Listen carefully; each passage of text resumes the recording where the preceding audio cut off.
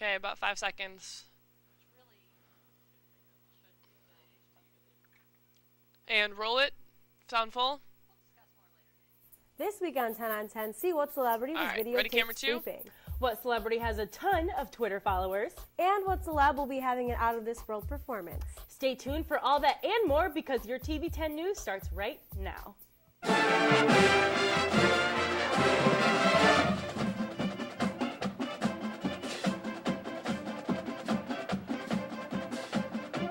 Can we go tilt down a little bit to camera two? Good.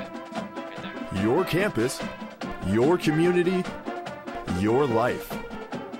This is Bloomington Normal's one and only live newscast, TV10 News. And Mix, bring down the audio, Mike and Cuem. Students across the Ready, nation BT2? will not be comparing ACT scores anymore. Hi, everyone. I'm Zach And Madison. stream out, please. And I'm Vicki Cronin. A new college and career prep test will be implemented in 2014 across America. TV10's Christy Roll it. O'Connor has the story. Take it. Sound full. ISATs, the PSAE, Okay. and of course the ACT. Go ahead and stream in. Standardized tests Illinois students are all required to take Out. at some point in their And we're coming kindergarten back out to through high camera school two, years. so ready, camera two. And come 2014, another test called PARC will be implemented. As a part of all these new standards, Go ahead and stream in. it's been determined then that the states And need out, to that's what it says. develop new assessments Zach's reading it, and to the next be one is able Vicky. to measure Next student reader. So you want growth with Vicky the to new tag it standards. instead? And that's where the PARC assessment Oh, okay. has come from. Camera two, can we get a one The shot U.S. of has Zach, been please, working really on quickly? making curriculum more consistent across the nation through a program called Common Core. And the PARC assessment is the next step the government has taken to assess these new standards. But the test is so Go ahead and stream in. underdeveloped at this time, there are a lot of decisions to be made before it can be implemented in Out. schools. And floor A director tells lot Zach of the he's nuts tagging and on the bolts one of that shot. have yet to be determined because they haven't actually even landed on what the test itself is going to look like. Unlike the ACT, PARC has no prep material for teachers and students. The best schools can prepare their students for the exam is by meeting the standards Common Core has set for them.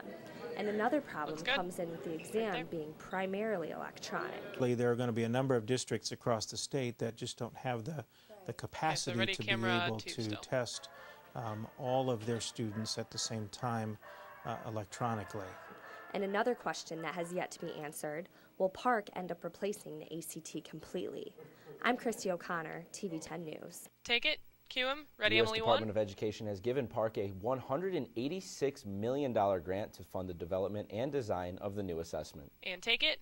Governor Quinn Ready, announced yesterday CGB? that he will sign historic legislation that will make Illinois the 15th state in the nation to legalize gay marriage. The legislation was approved by the Illinois House this week, and it will permit all couples in Illinois to receive the rights and protections of marriage. Mix. Governor Quinn made marriage And we're gonna keep equality this a box. top legislative priority two, this can you year, get a box featuring shot it of Zach now? in his 2013 State Ready, of the Emily State Address one still. to ensure Illinois embraces all people. The signing ceremony will take place at the University of Illinois at Chicago Forum on November 20th at 3:30 p.m. And take it.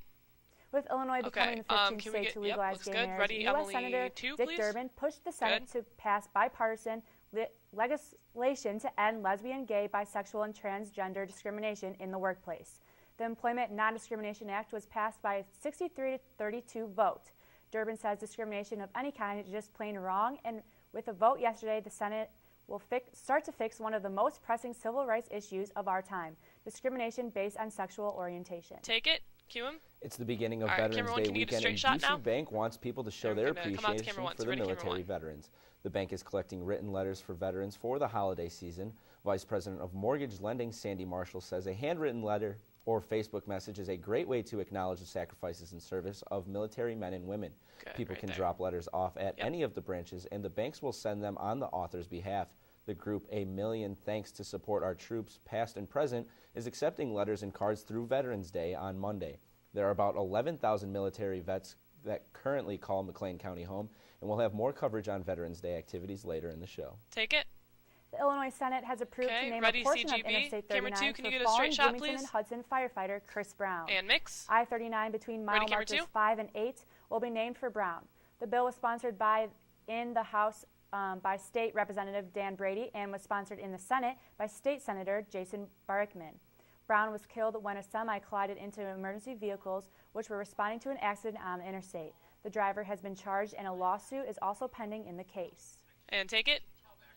The bond for a South Carolina man charged with driving under the influence for a crash that killed an on-duty Pontiac police officer was set at $1 million. Officer Casey Colmer and his dog Draco were killed when Jason Collins of West Columbia, South Carolina, struck a marked K-9 vehicle with a pickup truck. The Pontiac Daily Leader reports prosecutors told the judge that video recorded at a Bloomington bar shows Collins there for approximately 5 hours immediately preceding the accident. And take it. A push to fight crime by imposing stiffer penalties for having guns on urban streets came to a halt yesterday when Representative Kenneth Duncan, head of the Illinois Legislative Black Caucus, called on a procedural move that halted its progress on the floor. He says the bill is too focused on locking young men up. Duncan demanded information from the Governor Pat Quinn's administration on the impact of the measure, including the cost and the effect on the prison population. The answers were not immediately provided and the House adjourned. However, Chicago Mayor Rahm Emanuel believes the anti-gun bill is critical for helping the city combat gang violence. He says the opponents of this bill have chosen political stunts over people's safety. Take camera 2. Regional Superintendent Mark Gentry said several school districts are asking for help because of a shortage of substitute teachers.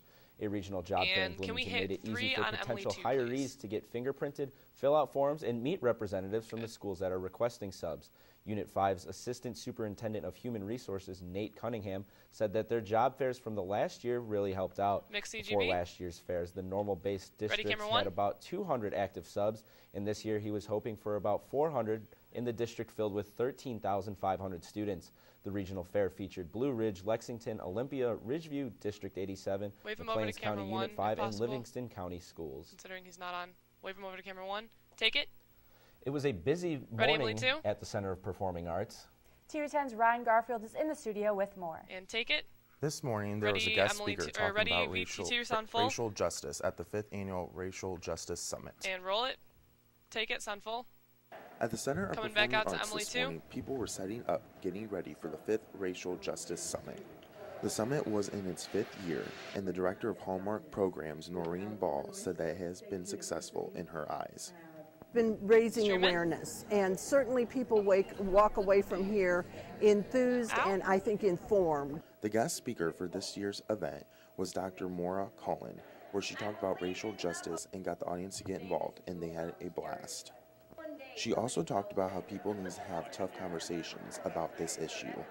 When we mess up, I want to give folks the skills to be able to clean up the mess more quickly and to cause less harm as possible. Take it. After the speaker, there will be a breakout where people are going to talk about what they heard, and then everyone will have lunch. Now back to you at the desk. Take it. Thanks, Ryan. All right, ready for Veterans Day Live? celebrations will be taking place all around Central Illinois on Monday. TV10's Zach Bernard is live with a variety of events. Zach, what do you have for us? And take the live shot. Thanks a lot, guys. I'm out here in front of Moulton Hall, which is coincidentally where the Veterans Affairs Office at Illinois State University is located. And the reason we're here is because there's a lot of preparation going into Veterans Day celebrations, which are going to be taking place on Monday. Now, Veterans Day is a very important time to honor the veterans who have served our country and risked their own lives to save our own. And there are a lot of different ways to celebrate Veterans Day around Central Illinois, not just on the campus of Illinois State University. One of those events is the Illinois Patriot Guard. They're going to be bringing their Fallen Heroes Traveling Memorial Wall to town.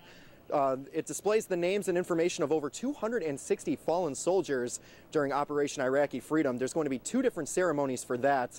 One's going to be at the Illinois Farm Bureau at 9 a.m. And if you can't make that one, the other's going to be at the Country Customer Service Building over on GE Road at 10:30 a.m.